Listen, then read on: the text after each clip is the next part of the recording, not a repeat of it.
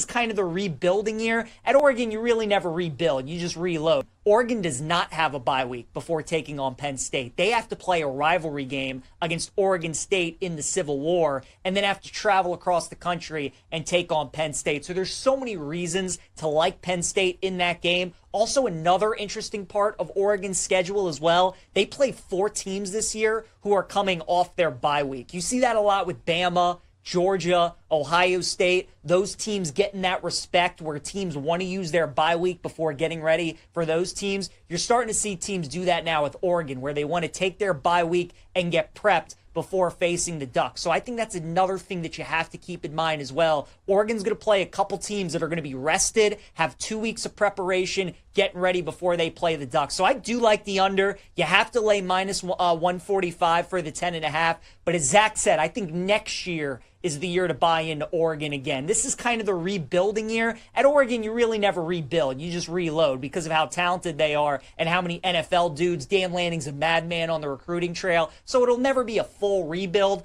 but it certainly feels like this year is the year where Oregon kind of builds the foundation again, leading into next year where they should have a lot of these guys returning, a lot of these underclassmen, and then next year they'll kind of be the Oregon team that we saw last year ready to win a national title. But the schedule is tricky. I think they lose the Penn State game. I think they lose a game or even 2 more in the season. Would not shock me if Oregon went 9-3 this year or 10-2. So I think the under is the bet.